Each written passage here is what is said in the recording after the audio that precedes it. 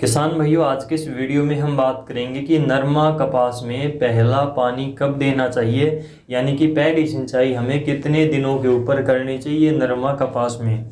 और इसके अलावा पहले पानी के साथ में यूरिया की कितनी मात्रा देनी चाहिए, क्या पहले पानी के साथ में यूरिया डालें या फिर ना डालें। तो इन सभी सवालों का जवाब आपको इस वीडियो में मिलेगा कि नरमा कपास में पहला पानी कब लगाएं और उसके साथ में यूरिया कितनी डालें या फिर ना डालें। तो इसके ऊपर आज के इस वीडियो में हम बात करेंगे। हमारा पहला सवाल है कि नरमा कपास में पहला पानी कितने दिनों के बाद में देना चाहिए। तो इसका कोई भी फिक्स आंसर नहीं है, यानी कि ये कहना कि 20 दिनों के बाद में पहली सिंचाई करें, 25 दिनों में, 35 दिनों में, 45 दिनों में पहली सिंचाई करें, तो ये उचित नहीं होगा। क्योंकि ज़मीन के हिसाब से और मौसम की कंडीशन के हिसाब से और आपकी फसल की कंडीशन को देखकर, फसल की बढ़वार को देखकर उसमें पहला पानी आपको देना चाहिए। जो हम ट्यूबवेल से, स्प्रिंकलर से, नोजल से पहला उसमें 5, 10, 20, 25 मिनट का जो छिट्टा देते हैं उसको हम पहली सिंचाई नहीं मानते। पहली सिंचाई का मतलब है जो हम पानी पूरा लगाते हैं, यानी कि जो नहर के द्वारा सिंचाई करते हैं, या फिर अगर हम स्प्रिंकलर से करते हैं तो कम से कम 2-2 घंटे उसमें हम पानी देते हैं, तो वो पहला पानी हम मानकर चलते हैं। तो पहला पानी आपको आपकी फसल की कंडीशन के हिसाब से देना चाहिए, और जितना ज़्यादा लेट हो सके उतना ज़्यादा आपको पहला पानी लेट करना चाहिए। नरमा कपास में पहला पानी हमें लेट क्यों देना चाहिए, इसके पीछे क्या कारण है। तो जैसा कि हरियाणा एग्रीकल्चर यूनिवर्सिटी हिसार के द्वारा भी कहा जाता है कि हमें नरमा कपास में पहला पानी जितना हो सके लेट करना चाहिए। इसके पीछे कारण ये है कि जब हम पहला पानी लेट लगाते हैं फसल में, तो नरमा कपास की जड़ें ज़मीन में नीचे गहराई तक चली जाती हैं, और ज़मीन में जड़ें गहराई तक चली जाएंगी, जड़ों का अच्छा विकास हो जाएगा, तो पौधा आसानी से नीचे नहीं गिरेगा। और लास्ट में जब हमारी फसल के ऊपर काफ़ी ज़्यादा फूल फल आने लगता है तो फसल नरमा की उखेड़ा आ जाता है, उसमें विल्ट रोग आ जाता है, जड़ जाती है।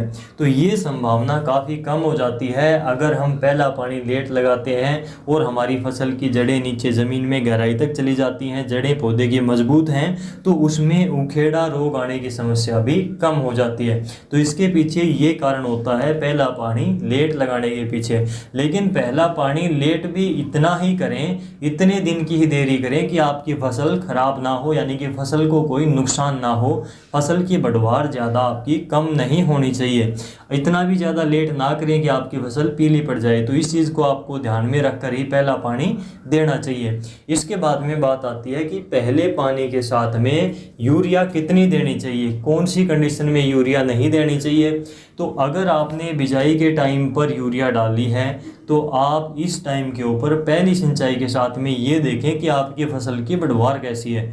अगर बढ़वार आपकी फसल में अच्छी है, आपने कोई नीचे गोबर वगैरह की देसी खाद भी डाल रखी है, तो यूरिया आपको डालने की ज़रूरत नहीं है अगर बढ़वार अच्छी है। तो अगर आपको लगे कि बढ़वार में कमी है, हरापन आपको कम नज़र आता है, पीलापन कुछ दिखाई देता है, तो आप यूरिया का छिड़काव करें, आपकी फसल में पानी के साथ में यूरिया दें, तो फसल में अच्छा हरापन आता है, अच्छी बढ़वार आएगी। क्योंकि यूरिया में नाइट्रोजन होती है, वो नाइट्रोजन का काम होता है पौधे की बढ़वार करना। तो आप यूरिया दे सकते हैं पहले पानी के साथ में। आपको लगे कि आपकी फसल की बढ़वार कम है तो आप ज़रूर इसमें यूरिया दें। लेकिन बाद में जब बारिश का मौसम आता है, जब मानसून का टाइम आता है, तो उस टाइम पर आप ज़्यादा यूरिया नहीं भी दोगे तो आपका काम चल जाएगा। इसलिए पहले पानी के साथ में हो सके तो यूरिया देने की कोशिश करें। अगर बढ़वार आपकी फसल की, कपास की काफ़ी अच्छी है, तो आप यूरिया ना भी दोगे तो भी आपका काम चल जाएगा। तो इस प्रकार से पहले पानी के साथ में आपको यूरिया का मैनेजमेंट करना है, प्रबंधन करना है।